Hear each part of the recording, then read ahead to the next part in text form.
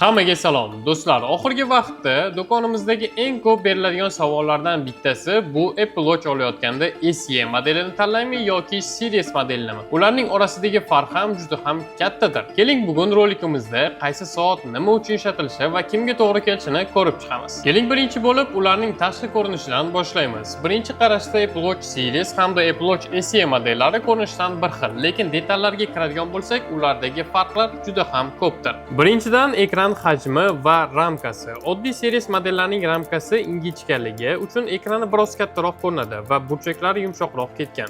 SEda esa ramkalar biroz qalinroq. Ikkinchidan va eng muhim farqlardan bittasi bu Always on Display funksiyasidir. Oldin SE modellarida bu funksiya bo'lmagan, lekin hozirgi vaqtda Apple Watch SE 3 modeldan boshlab Always on Display funksiyasi ham qo'shilgan va SE va Series modellarida ularning farqi umuman yo'qdir. Endi esa asosiy farqlardan biri ularning salomatlik uchun javob beradigan datchiklari to'g'risidadir. Eslab ko'ringchi, siz oxirgi marta qachon Apple Watch ishlatayotganda EKG yoki qonning kislorodini o'lchash bilan foydalangansiz. Lekin bu funksiyalarning borligi ham qandaydir plusdir. Oddiy Series modellarda EKG tushirish va qonning kislorod miqdorini o'lchash imkoniyati bor. Hatto oxirgi serieslarda tana haroratini o'lchash va boshqa chuqur tibbiy tahlillar ham qo'shilgan. Apple Watch SEda oddiy yurak urish tezligini o'lchash va qadam o'lchashi bor, lekin EKG va kislorod datchiklari yo'q. Agar siz uchun soat shunchaki xabarlar o'qish, qadam sanash, mashg'ulotlarni kuzatish va qo'ng'iroqlarga javob berish uchun kerak bo'lsa, SE bu vazifani a'lo darajada bajaradi.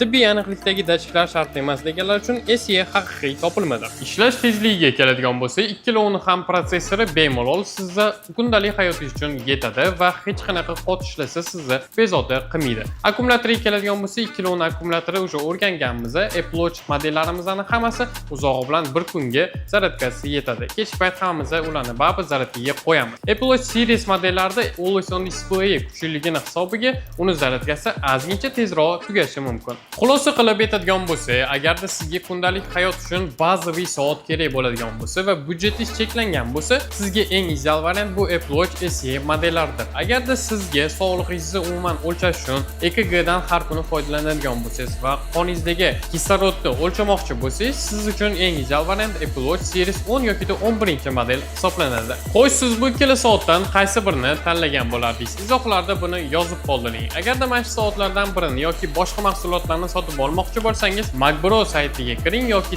bizning filiallarimizga tashrif buyuring. Videomiz yoqqan bo'lsa, videoga like bosing va sahifamizga obuna bo'lishni unutmanglar. Macbroda ko'rishguncha xayr.